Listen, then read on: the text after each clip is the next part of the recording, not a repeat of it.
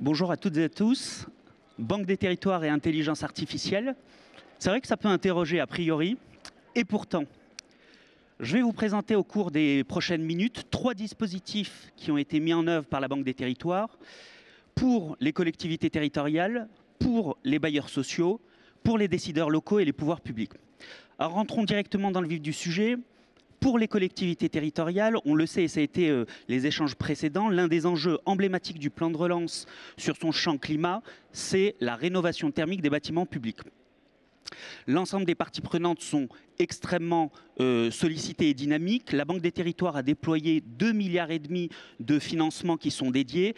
Et pourtant, force est de constater que la montée en charge opérationnelle dans les territoires est plus progressive. Alors pourquoi ?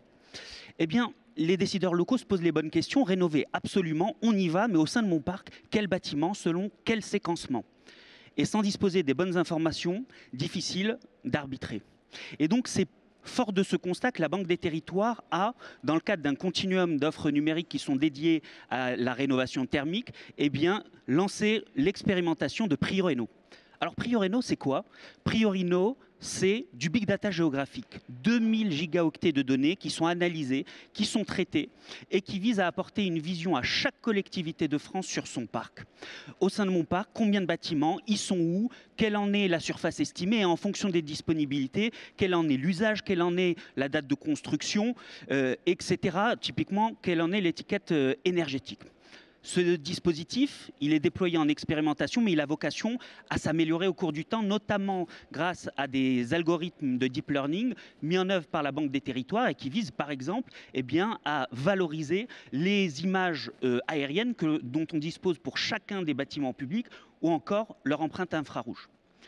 Et au-delà de ça, dans le cadre de ce dispositif, nous avons le plaisir d'avoir une coopération forte avec Enedis et donc, sur simple décision favorable de votre part, la possibilité de voir injecter vos données réelles de consommation électrique dans ce dispositif et ainsi de pouvoir bénéficier gratuitement d'une analyse indicative de priorisation des études de rénovation à lancer. Et donc, vous le voyez, sur ce dispositif, la Banque des territoires fait tout pour lever certains des freins qui sont identifiés en matière de rénovation thermique et au-delà de ça, de participer à lancer des chantiers réels dans les territoires.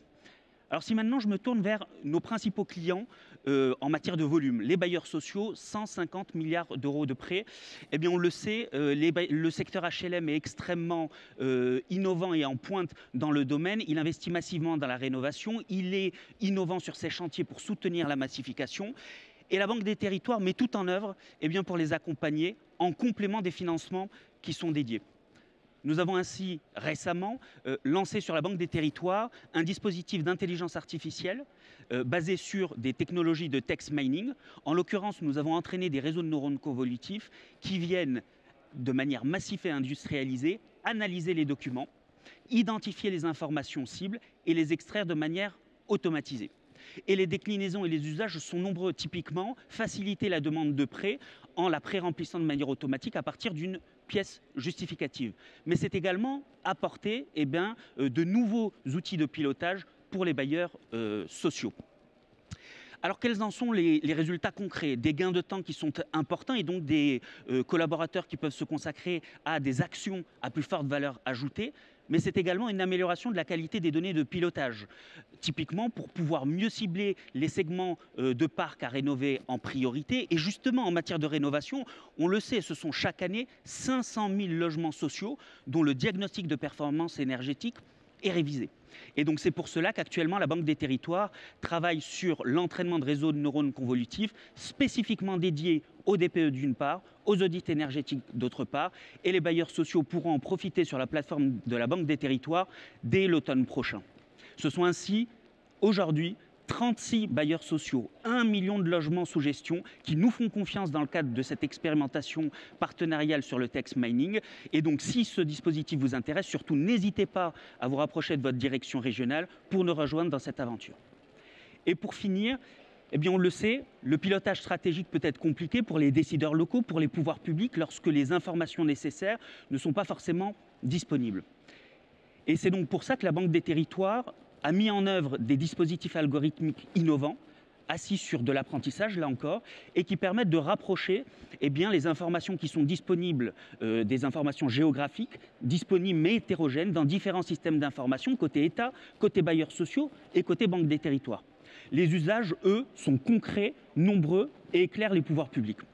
Typiquement, c'est être en capacité d'évaluer le nombre de logements sociaux qui ont été construits dans le temps, dans l'espace, et on le sait, c'est un sujet d'actualité.